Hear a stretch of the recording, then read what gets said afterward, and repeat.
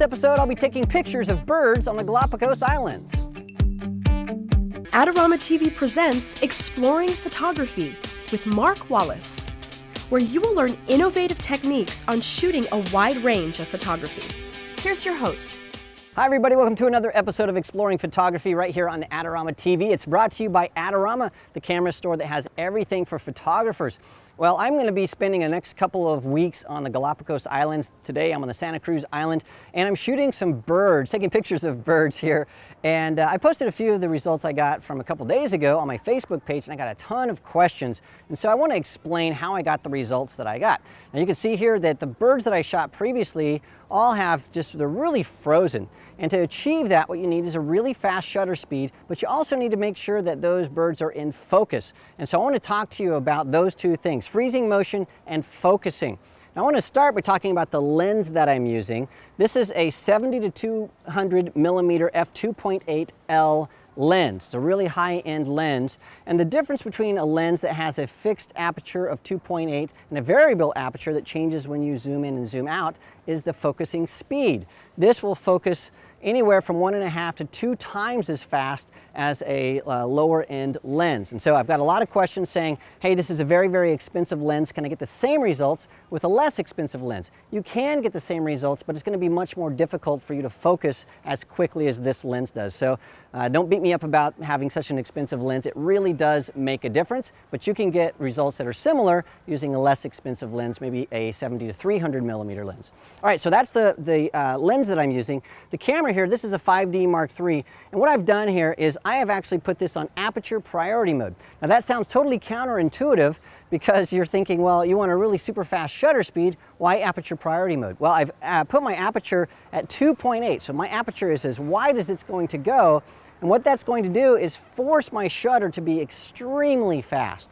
And so with the really bright sunlight right here, that's going to keep my shutter really, really fast, so I don't really have to worry about it. And because I have a 2.8 aperture, that means that I'm going to have really shallow depth of field, and that's going to isolate the bird as I'm shooting.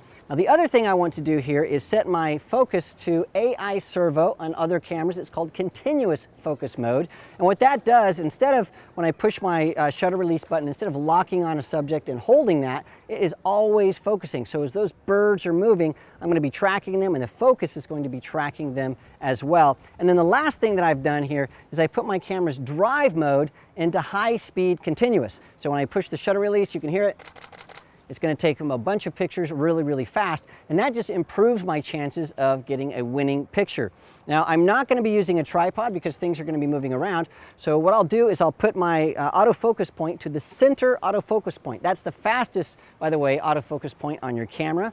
And then what I'll do is I will track the birds just like I'm going to maybe shoot them with a gun. That's a horrible thing to say, but I'll track those birds, and then I'll be shooting as they fly. And then, if I don't get a perfect composition, I can always crop in post-production to make sure everything is right. That's all there is to it. Use the best lens that you can possibly get, preferably a 2.8 fixed aperture lens. I chose the 70 to 200 millimeter. Shoot in aperture priority mode at 2.8 or a wide aperture, depending on how bright it is outside. Make sure your focus is on continuous or AI servo, and then set your drive to high speed so you can get everything. So I'm going to shoot a couple of birds around here, and then we'll come back and talk about one more thing before we go.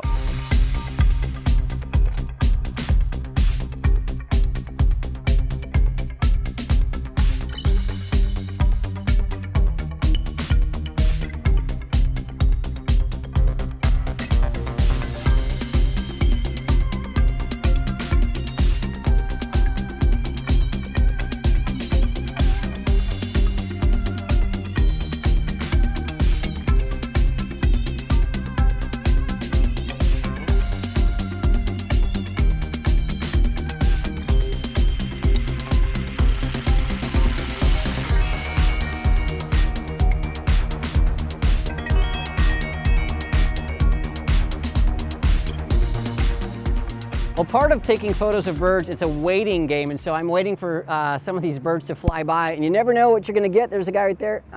No, he flew behind a tree. And so be patient when you're shooting any kind of wildlife. You never know what they're going to do. You have to sort of camp out, and when you see the shot, be ready to take it. In fact, here's a guy coming up right here. I'm going to just track him. Perfect, here he comes. And that's how, oh, look at this guy. Yeah, that's how it works. You have to make sure that your camera is always ready to go because you never know what happens. So I've got my everything preset, and as soon as I see something, I can go ahead and shoot. So let's keep going and see what kind of shots we get. Hey, I just want to remind you that Adorama has some terrific contests. You can win great prizes. So click on the link and enter the contest today. Another tip about shooting wildlife is just always be on your toes. I was shooting the birds, but we looked down and there was this lizard swimming around and climbing on the ropes and eating some stuff off this boat. And so I was able to shoot some extra bonus pictures. And so that's something you might be looking for birds, but then who knows, maybe an elk or something is going to come out of the woods if you're in North America. So make sure that you pay attention to other things around you. You don't want to miss a great opportunity.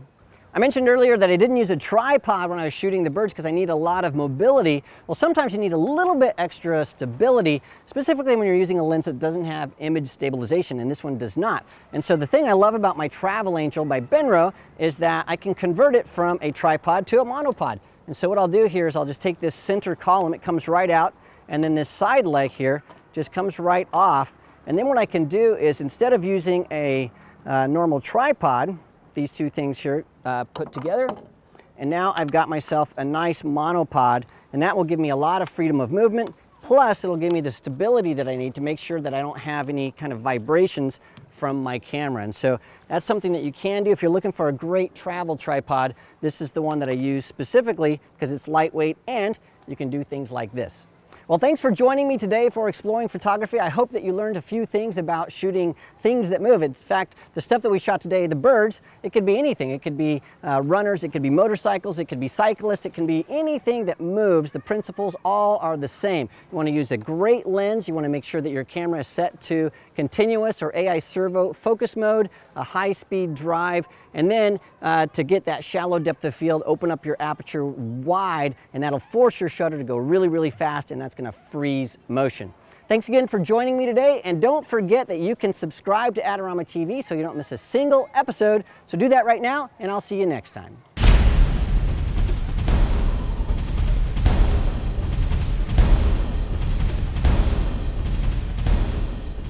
Do you want great looking prints at low cost? Be sure to visit our easy to use online printing service. Adorama Pix has professionals who treat your images with the utmost care that you can count on. For a quick turnaround on photos, cards, or albums, use AdoramaPix.com.